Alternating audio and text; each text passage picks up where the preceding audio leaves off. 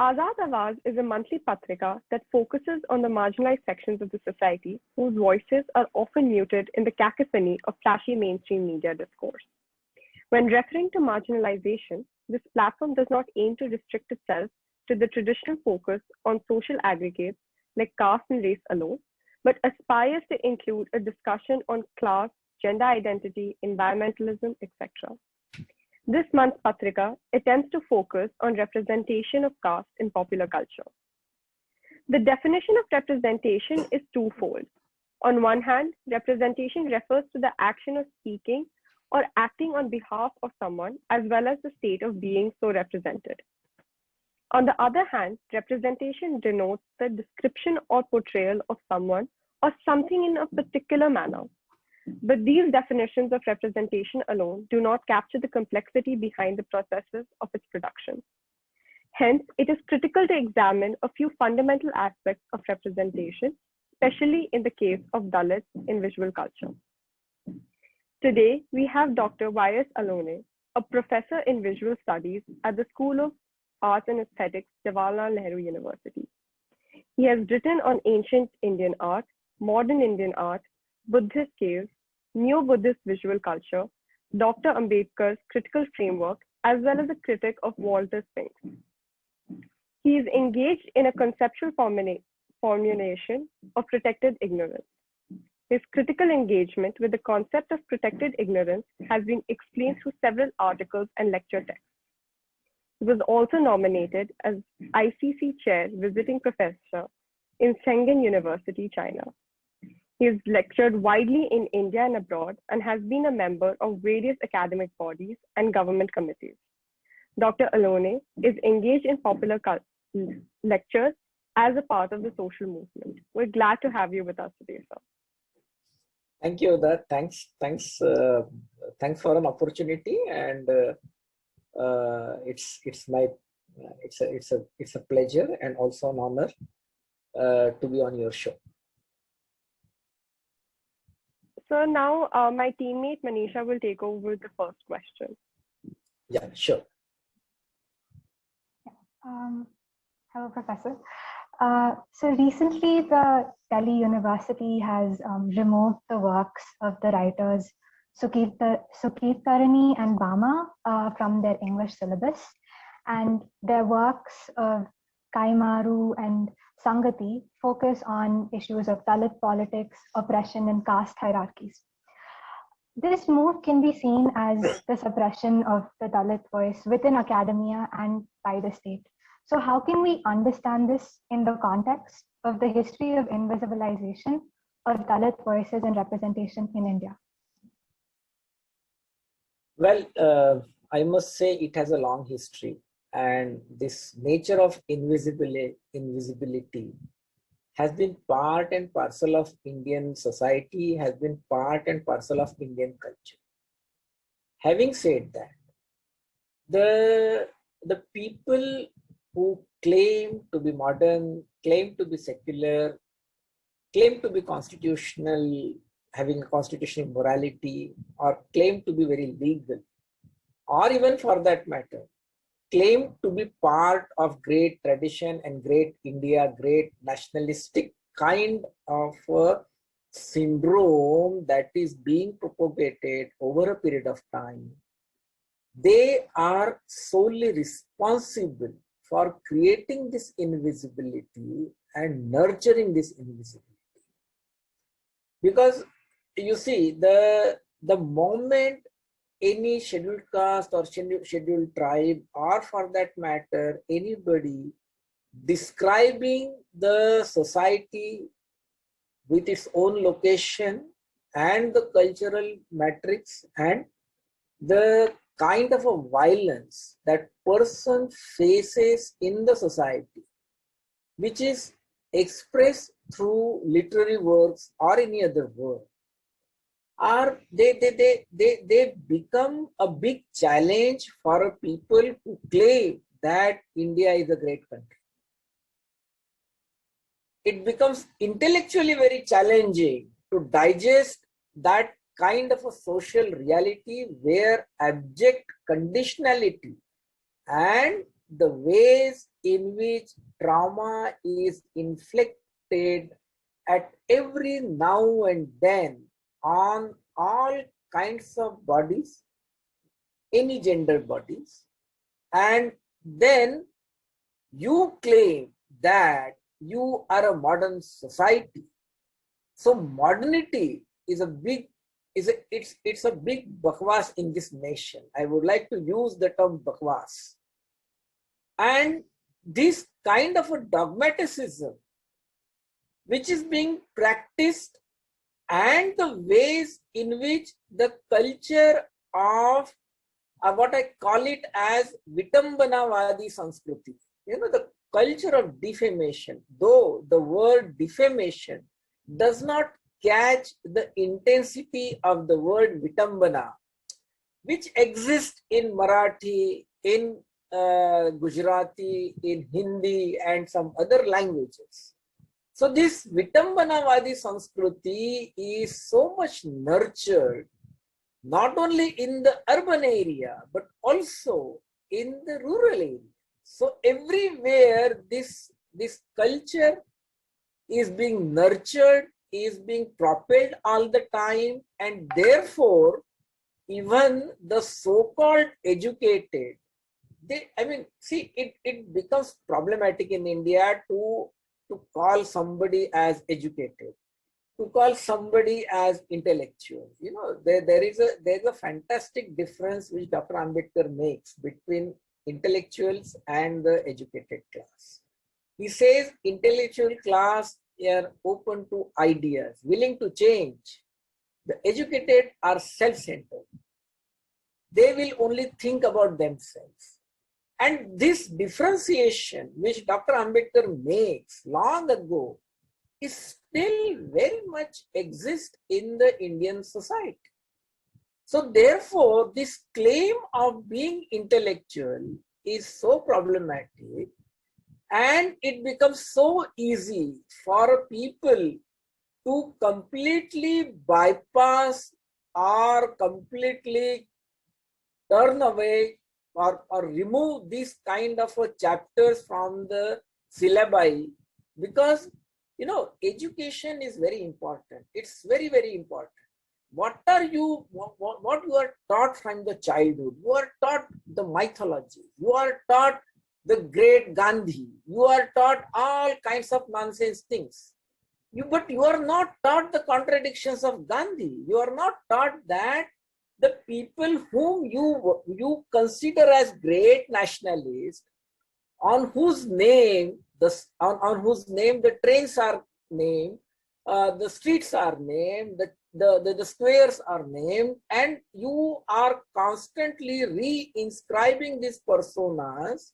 And if you see history of these personas, you will notice that they are the one who opposed Hindu Code Bill when Dr. Ambedkar had introduced. So these are the anti-women personas which have been projected, which are being inscribed all the time in the Indian political sphere and the social sphere and the intellectual sphere and the so-called academic sphere. The academic sphere never ever attempted to see the other side of these personas, and they have been responsible for nurturing this kind of a culture of anti-women personas. So you have to see how the anti-women, anti-caste personas are constantly being looked down in the academia. And therefore, those who sit in that committee, it is so easy to formulate a majority or come to a consensus, so-called consensus, to say that yes, it is our opinion and now we are removing it. It is like, see, the democracy has been reduced to a dictatorial terms. The majority, Dr. Ambedkar had said it long ago, the majority in India is a communal majority. It is not a righteous majority. It will not have any rational thinking. And democracy is all about taking care of people, taking people along and give equal rights to everyone. So this sense of equality and the equanimity doesn't exist in the academic sphere. And therefore, you will notice that removing these kind of components from the social science syllabus has been very much there. You see, I tell you the experiences in Maharashtra. People have been fighting to include Phule and Ambedkar in the syllabuses, in the academic syllabuses. And there have been morchas, there have been protests, there have been petitions and all kinds of things. And later on, gradually it was incorporated, but still it is not, I mean, there is no, that incorporation comes as a part of a political pressure and does not become part of intellectual and academic pursuit. You see, there is a difference. The political compulsion vis-a-vis that of your intellectual honesty. So there is neither the academic intellectual honesty exists, nor there is an academic intellectual morality and ethicality that gets practiced among the academicians of this nation and the university system and the university professors and so on and so forth. So you can imagine that if a nation which claims to be part of a great tradition and which wishes to be a great Vishwaguru has to, I mean, they while launching a satellite, you go and see a panchang which is good muhurt, and you do the things accordingly. Or for that matter, if you want to, you know,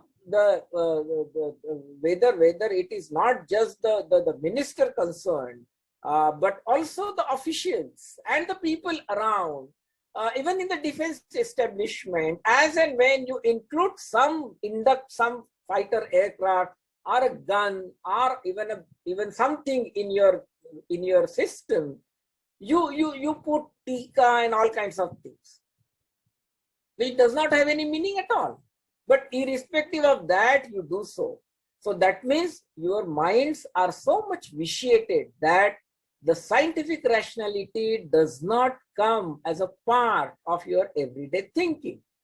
And that is the reason that these are the kind of moves which are aimed at I would like to say that they are very much part and parcel of this viciousness of maintaining protected ignorance. Or even for that matter, I would like to reframe this whole idea that there is this intellectual disgust, or rather, I would like to also extend this term that there is this the education is disgust, and this syndrome of disgust among the educationists is so high and so much directed by their caste considerations, by their hierarchical thinking, that they cannot teach any rationality in their academic training process. And that is the reason we find it so easy to, you know, cut down these kind of things. I mean, and just imagine it is happening in the capital. So what will happen in the rest of the country? You can easily imagine. In a state like Maharashtra, there is a consciousness, there is a social consciousness, and it is that social consciousness that drives this kind of an urge to retain these kind of things in a syllabus. Or even for that matter, there was so much hue and cry when the writings of the Ambedkarites became part of the syllabus process. And if you think of a change in the society, so you need to see where the so-called Mahatma which people worship, the likes of Gandhi or any other person, or for that matter, any other politician in this nation, or even for that matter, even the current political dispensation, is anybody talking about transformation? Is your politics is for transformation? So that is a fundamental question which one has to raise. And then see how we are being taught, what we are being told, what we are being taught, and what we are asked to write on. Thank you, Professor. That was really insightful. Professor, I wanted to ask was visual culture has often seen hegemonic dominating narratives of caste Hindu society. You've written about the notion of protected ignorance as well. So how does this ignorance manifest in art and scholarship regarding Indian art? And what are some of the ways in which social representation or artwork by Dalit and Ambedkarite artists challenge the ignorance of the caste Hindu society? How do their ideologies shape their art? See, there have been people working in the sphere of contemporary art practices, and I began by saying that this modernity in India is a big bakwas, and I would like to extend that argument further in the context of the art production. You see, modernity in terms of art has been so much fossilized into formalism. So it is all about the formalism, like how do you treat form, how do you treat space, what kind of a composition you create, and so on and so forth. But the social concerns were never there. Even you see West, the European modern art. The European modern art also is a part of their societal product, and the ways in which the society moves, the technology moves, the changes take place, and the artist community also respond in that in those ways. And also there are those claims which are very important. So do we have such claims? That is a first thing. The second thing is that the modernity in India enters under the backdrop of colonial conditions, and it gets transformed into a Brahmanic modernity, because the Brahmanic modernity is all about fossilizing the self. You see, you claim that you are going to the institutions, you are going here and there, but your idea of worshipping an icon for education doesn't go off from your mind. You see, despite knowing the fact that that particular image of a god or goddess has not done anything for education, or for that matter has not written or does not have any opinion on education, but irrespective of that, that becomes your cultural practice. So in a similar way, you retain your belief systems, the idea of sacred and divine, and continue your practices, adapt certain Western canons, and try to claim that you are a modern. So the modernity in India has always been a Brahmanic modernity. And it's not that they were, I mean, see, after independence, there has been a attempt to make education inclusive oriented, and therefore, since it becomes a constitutional obligation, therefore the government has to enact those things, and therefore the administration has to do those things. Had there not been a constitutional mandate, that sense of inclusivity would not have come in the Indian society and in the Indian bureaucracy and in the administrative system. Because the administrators also come from the same baggage of tradition. But because it becomes a constitutional compulsion, so you need to teach those students as well. Now, these are the people who come, and what is taught in the in the fine art institutions of this nation, there is absolutely no criticality, barring few institutions in India like Baroda or like what we have in JNU and all. Barring some few institutions in this country, there is absolutely no criticality, there is no questioning. Whether you have a capacity to question your predecessors, or for that matter, question the ongoing art practices. And it is this very process of interrogation and rejecting these kind of canons. So that becomes a very important challenge. And this kind of a challenge gets posed today by the people who are going with the Ambedkarian consciousness. See, I make a distinction, the Ambedkarite consciousness and Ambedkarian consciousness. These are the two important consciousness which are very necessary to understand.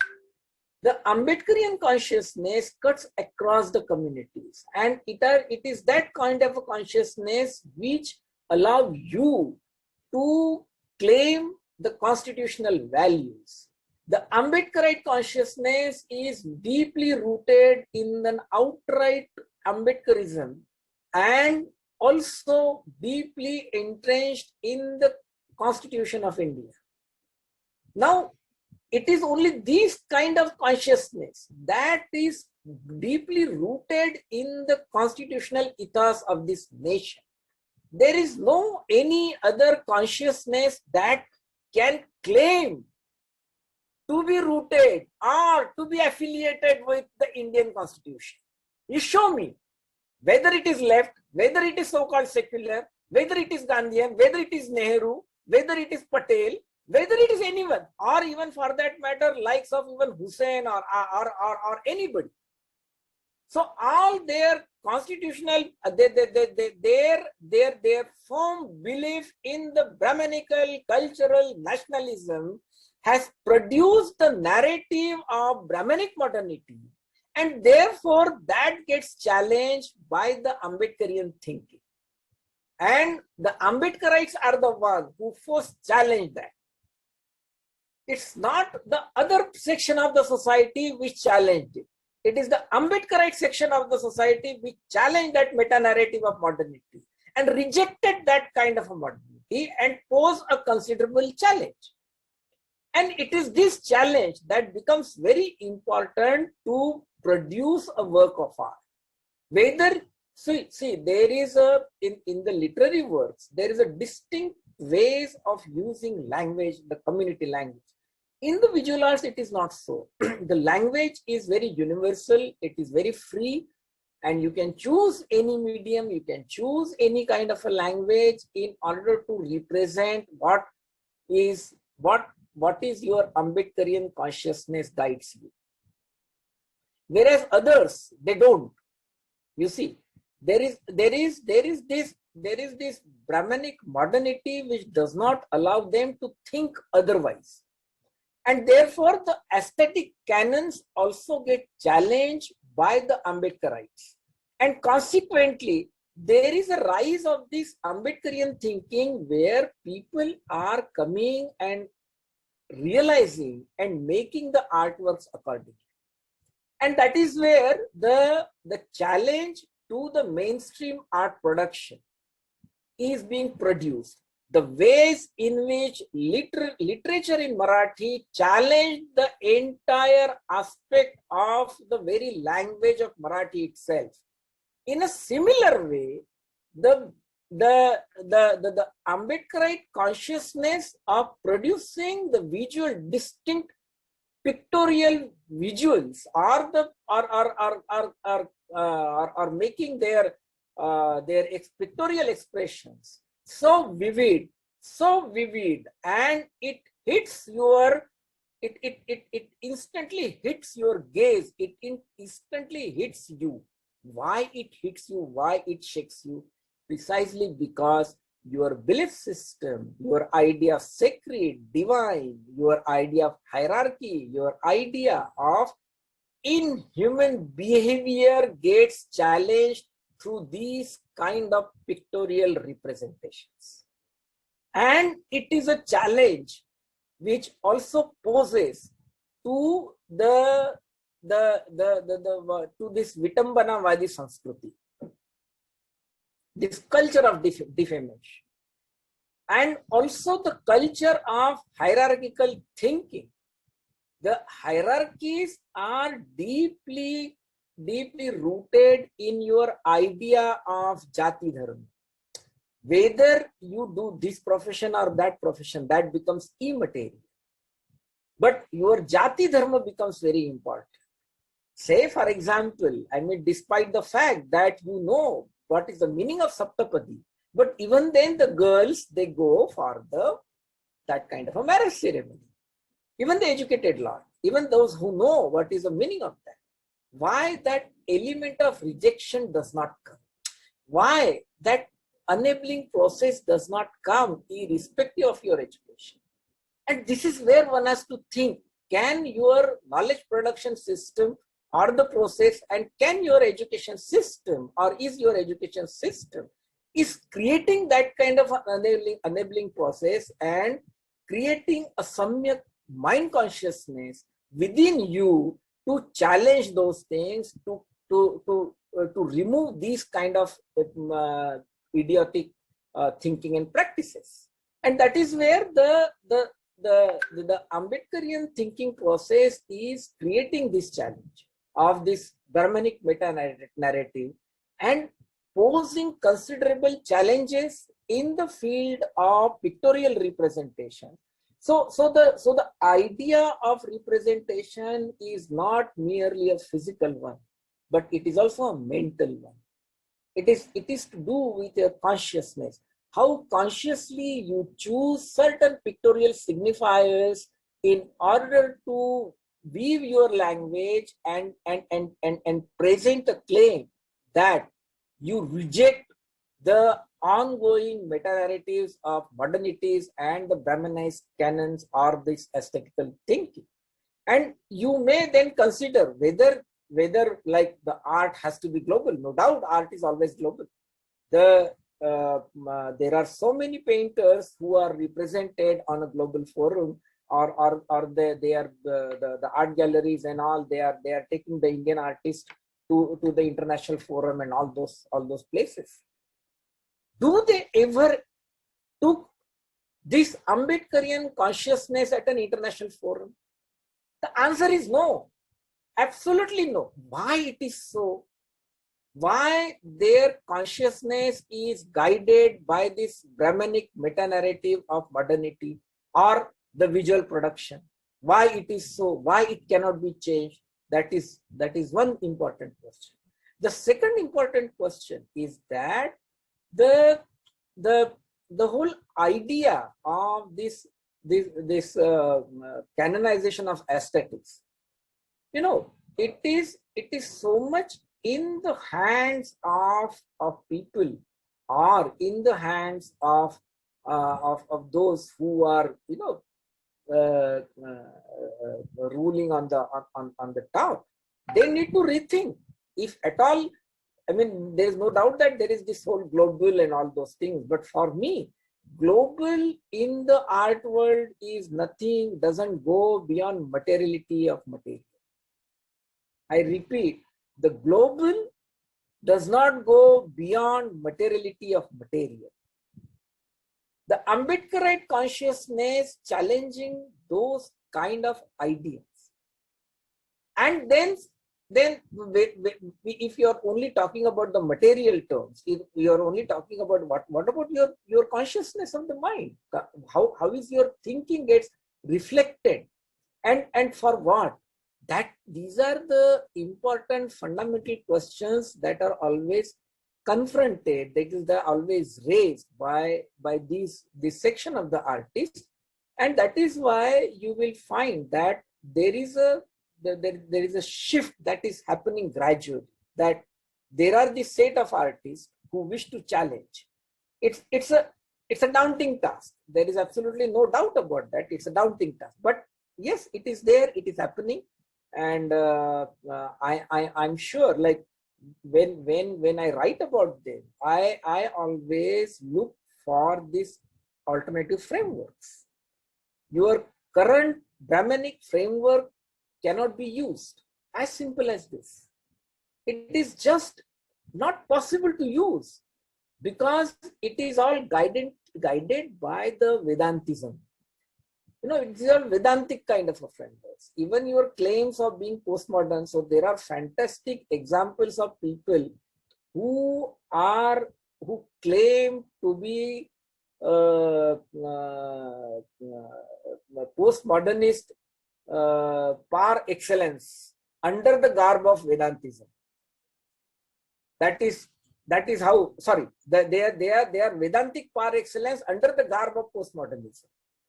And I would like to rephrase my sentence. So that is what they are, and therefore the thinking, the ideas do not come as a part of your reflective realization in order to dismantle your marketing.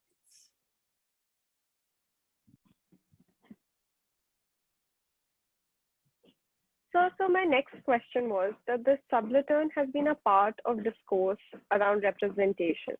You have also written about the pitfalls of sublimity or the space created around it. How can we read caste and its representation through this? And are there any linkages between sublimity and nationalism in the Indian context? Well, it's a very dense question you have asked me, and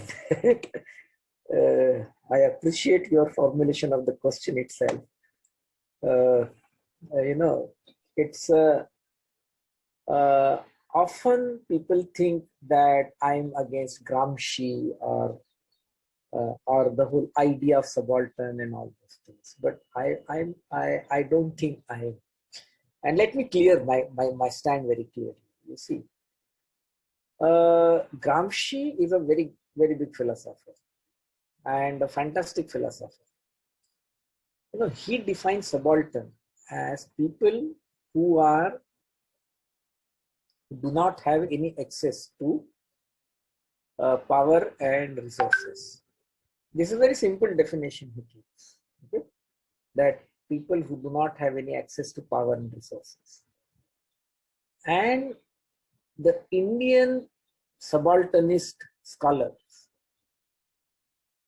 how did they define the subaltern in the Indian context? Anything which is non-Congress, which is non-mainstream, they have categorized as subaltern. Or even any peasant movement is categorized as subaltern. Okay. Now the 95% population, the peasant community, those who are the Krushak communities or the agri communities in India, have been followers of untouchability. Will you call them then subaltern? They are the ones who have access to power and resources. These are the hard realities of this nation. And you are using that rubric in a very generic terms. The subaltern as a category, you see, cannot give you the internal contradictions, the differences, and the conflict that exist in the society. Why it is so? Precisely because India is not a class society, it is a caste society. So Dr. Ambedkar defined caste as not only division of labor, but also division of laborers. And the subaltern will never ever empower you to understand this division of laborers. And interestingly, if you see Gramsci's writing, Gramsci was very critical of Gandhi. And the followers of Gramsci in India, the claim followers, again, I use the word claim followers. The claim followers of Gramsci in India have been fans of Gandhi and never became, rather they eulogized Gandhi like anything. So just imagine that Gramsci critical of Gandhi, whereas the followers of Gramsci in India are not at all critical of Gandhi, rather they eulogize Gandhi. These are the fundamental differences and the examples I am putting before you. Now, see what exactly it is. The so-called subaltern studies took so much time to have one single article on the scheduled caste and scheduled tribe. Just imagine. And they are the ones who do not have any access to power and resources in this nation. You see, you read State and Minorities of Dr. Ambedkar's essay, and you will realize how it is. And these so-called subaltern scholars, by using Gramsci, they are basically exercising their hegemonic thinking and power. See, the right to interpret. This is very, very important to understand. Even in the sociological terms, likes of Dr. Ambedkar was first one to use Durkheim's idea of sacred and profane, you see, in the sociological analysis. But none of the sociologists really would see, or would like to accept that kind of the position which Dr. Ambedkar had taken and the analysis he made. They don't consider it as a sociological writing or having to do with the sociology as a discipline. It is a dastardly thinking on the part of the Indian sociologist not to consider such an important intervention, irrespective of the fact that Dr. Ambedkar happened to be the first person to write on caste, to analyze caste in this country. Whether it is caste in India or it is annihilation of caste or any other text. But that does not become part. The idea of Sanskritization, the word Sanskritization exists in the colonial documents on the education policy. The word Sanskritization gets used by Dr. Ambedkar as a part of aping or following of the practices of the upper caste by the lower caste masses. The same thing gets used by M.N. Srinivas, the great sociologist, and he is eulogized as a great thinker. Just imagine. So how sociology in India is Brahmanic and how the sociology in India becomes so dubious to bypass this particular fundamental deliberation or the theoretical formulations which Dr. Ambedkar had made, prior to that Phule had made, or for that matter afterwards whichever scholars who have attempted to make. And there is hardly sense of any acknowledgement. Now I'll give you some other example. The other example is, the idea of like subaltern, like whom do you categorize as subaltern, that itself is a hugely problematic. And therefore, you need to understand that the experience of violence, trauma, the defamation, which is faced by a particular section of the society, does not get addressed or cannot be explained through the logic of subaltern.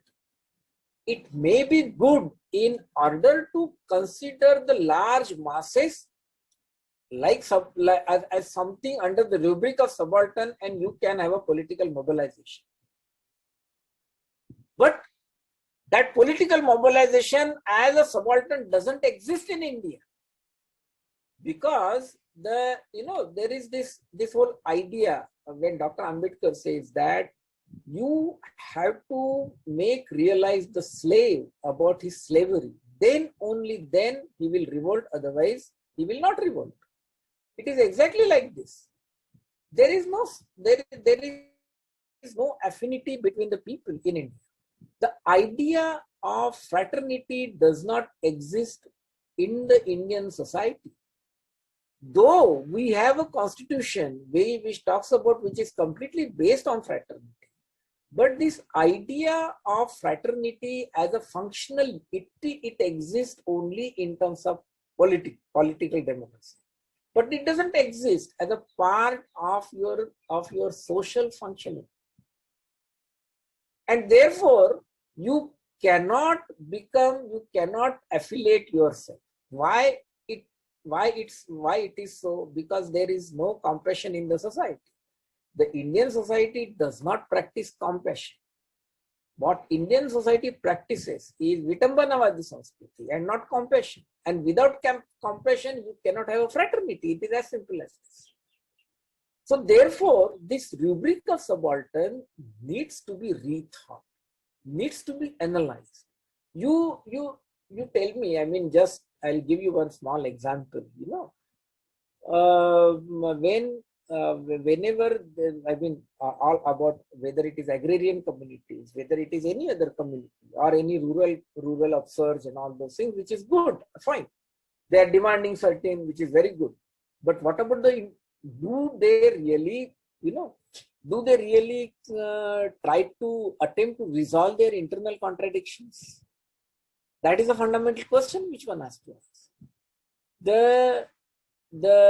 The Khap Panchayats in India, the Jat Panchayats in India, squarely give public orders to kill a couple or a boy or a girl in front of others, or even to rape those girls as a part of punishment. And even for that matter, a group of caste Hindus commit rapes on the untouchable girls right in front of their own women.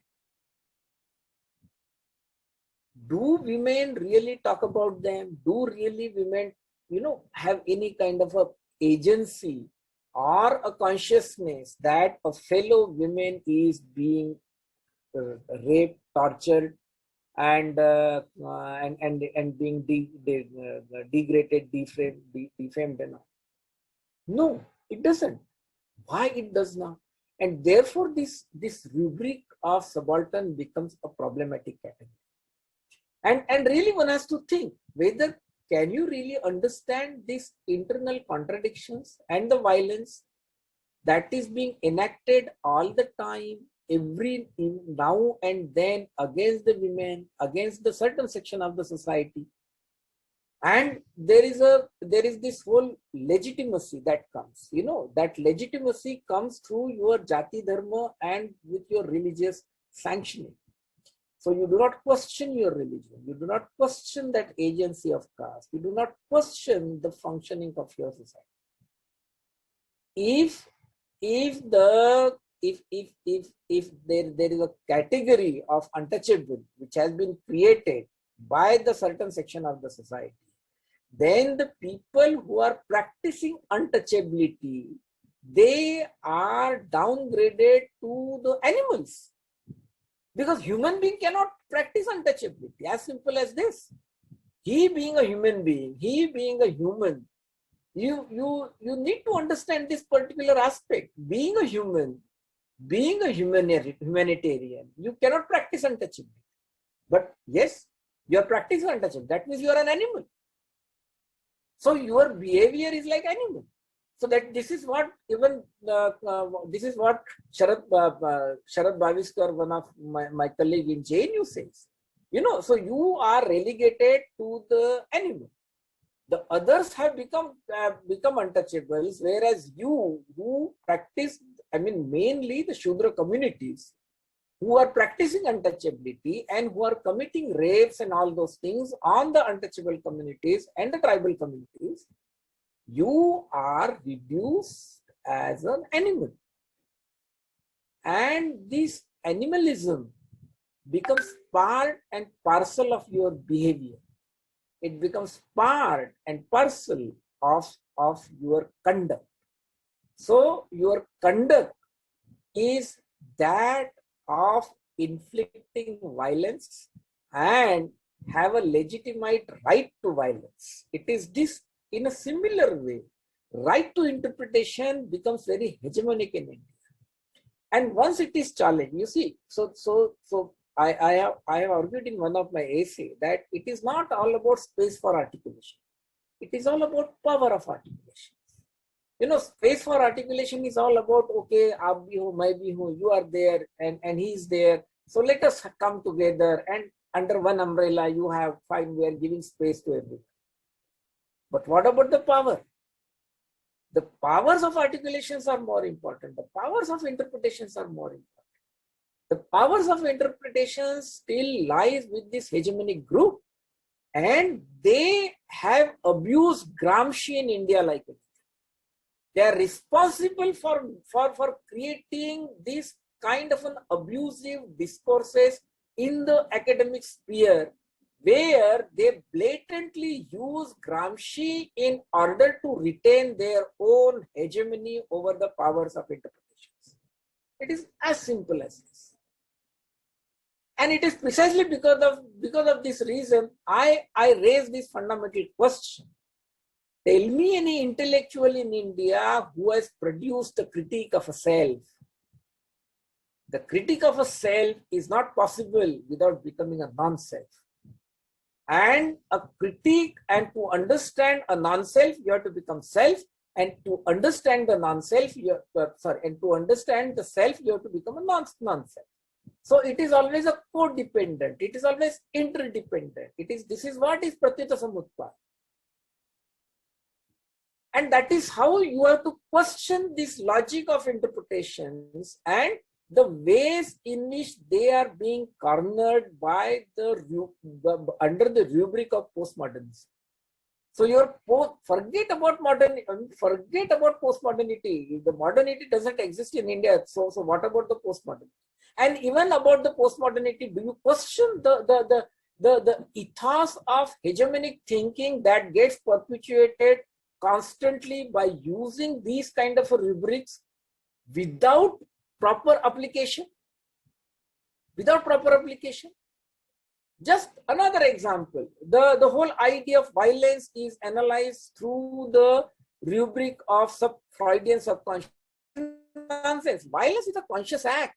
Rape is a tormenting body is a conscious act. Beating someone is a conscious act. It is not a subconscious act. And you are analyzing that through the idea of subconscious. This is what I call as intellectual disgust. And it is this perpetuation of the intellectual disgust which gets constantly re-inscribed in the politics of interpretations, and therefore you choose the categories as it is, as the way it comes, and you go into the logic of Shabda Pramanya. So word as an evidence. And that is precisely the reason the Indian academics is so much driven by the Vedantic logic. There are a number of people who have been Vedantic under the garb of postmodernism.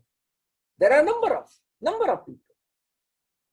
And this Vedantism does not become part of the critical analysis, and there is no self-introspection on that part, on their part.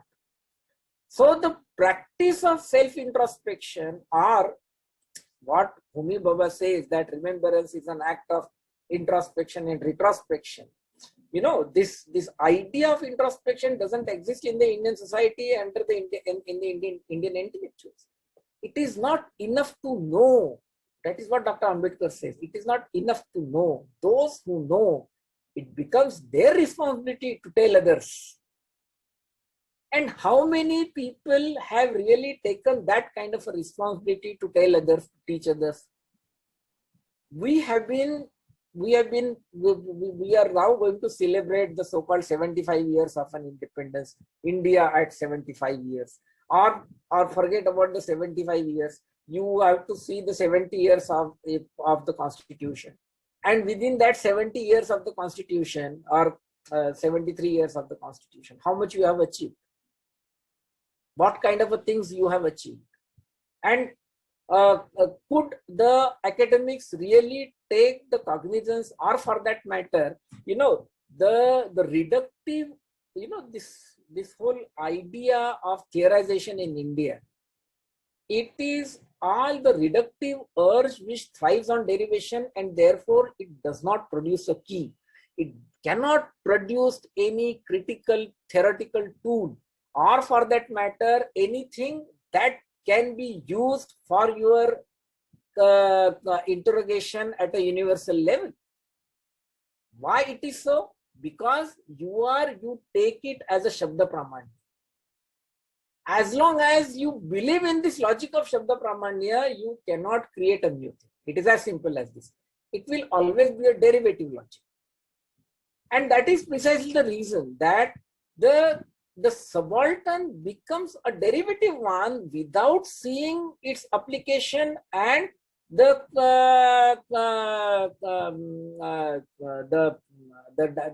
internal dynamics, that how much it empowers you to interrogate the society and the thinking of the society.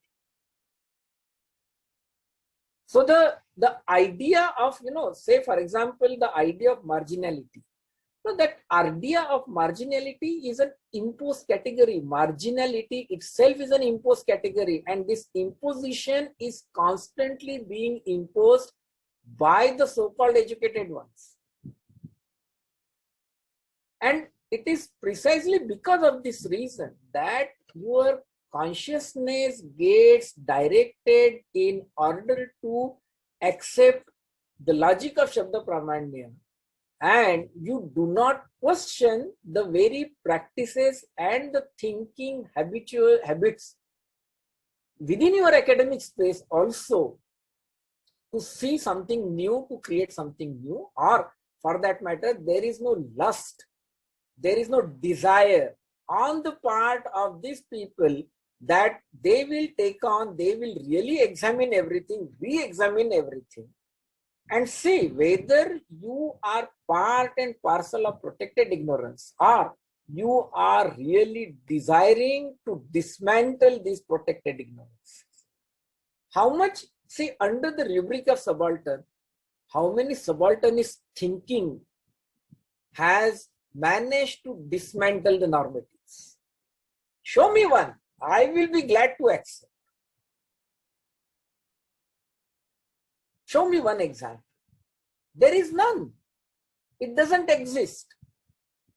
How many people have managed to come out of their normatives?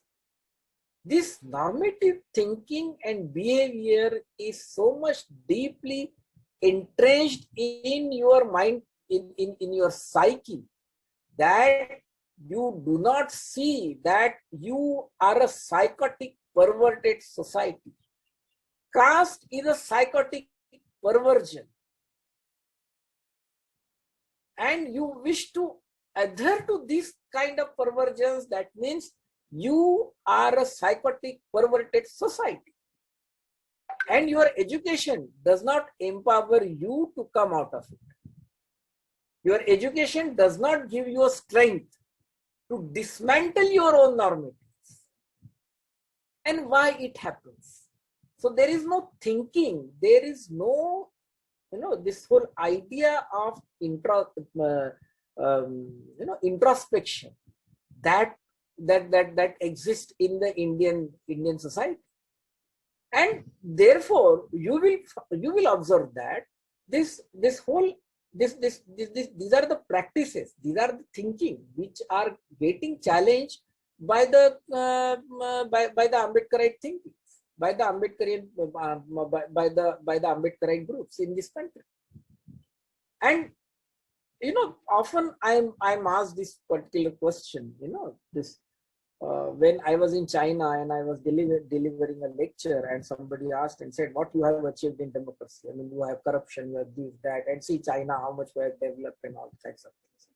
I said, yes, I appreciate your development. I appreciate your hard work, the ways in which people have worked, to develop their country. I said, it is fine. But I said, the biggest outcome of the Indian democracy is that I am in front of you speaking. I said, had there not been a democracy in India, I said, my community would have been butchered. I would not have been alive. So very simple. People are alive in India because of the democracy. Had there not been a democracy, the people who are completely in an abject condition, the communities who do not have any access, the communities who are extremely poor, the communities who are constantly being discriminated since ages, would have been wiped out from this from this earth. It's as simple as this. So democracy becomes very important. Your political democracy becomes very important. Your inclusivity in democratic practices becomes important. But at the same time, you also need to see how much your academic discourse is really challenging. Can you see like Foucault calls episteme, normative as episteme. I mean, as your day-to-day behavior as episteme. I don't call it episteme because episteme has certain meaning. It is loaded with certain signification process. I call it as a normative. It cannot be episteme. You have to question this logic. Whatever being pumped, whatever is being said, you are accepting it as a Shabda Pramanya and making your academic analysis. And then by using those some 10-15 words all the time, you are showing your power in the academic, in the Indian academia. Oh, see how powerful we are and what we are. So when you are in India, that time you will talk about Derrida and Foucault. And when you are in the West, you will talk about Gandhi and Vedantism. As simple as this. This is what you do. Where is your ethics? Where is your morality? Where is your ethicality? Where is your constitutionality? It doesn't exist. It doesn't exist because there is no internal urge in you. So your urge is that of maintaining hegemony all the time. And therefore, you do not wish to diverge this power of articulations. And this is this power of articulations that are being challenged. My idea of protected ignorance is to develop a critical framework as a critical tool in order to interrogate the knowledge production in the, not only in academia, but also in everyday life, which has a universal application, which is based, I mean, it is as simple as this, that I always say it should be rational, it should be samya. And the philosophers say, no, the rational is always relative. I always accept, I admit that idea, that argument. Yes, rationality is always relative, but its relativeness depends on its objective. If the objective of your rationality is to ward off ignorances, it becomes a righteous rationality. And if your objective of rationality is not to ward off the ignorances and maintain those ignorances, then it becomes a protected ignorance. That means it's a deliberate act. You are into this deliberation, this intentionality, and your intentionality is that of protecting yourself, protecting your hegemonic thinking, protecting your own power in order to have to exercise your power to the fullest sense of the term, and have these self-centered persuasions in order to have a self-satisfaction. Anybody in India is suppose saying that I am so much inspired and I came in this activism, I'm so much inspired by Gandhi and therefore I came in this activism. I always maintain this idea. To me, it is those who claim that they are inspired by Gandhi and therefore they are in this activism or social activism, political activism, or any kind of an activism, they cannot be rational. Because Gandhi himself was never a rational. And what he did, how he was sleeping with naked girls and all those things, it's very much there in public domain. But do the feminists and do we teach our students this is how he was behaving? And do you get, even irrespective of knowing all those things, do you get empowered to reject that Gandhi from your ideas, from your perception, from your public sphere? No, it doesn't. Why? That is because you are constantly producing a knowledge which is protected ignorance and nurturing these protected ignorances all the time. Whether it is America, whether it is Europe, whether it is Australia, whether it is Africa, whether it is Asia, whether it is anywhere in this world. And that is where you have to understand that this kind of a logic of derivation will never ever help to create a criticality which will be very samyak, which will be very rational, and which will be very empowering. You see, the criticality should also empower you to think differently.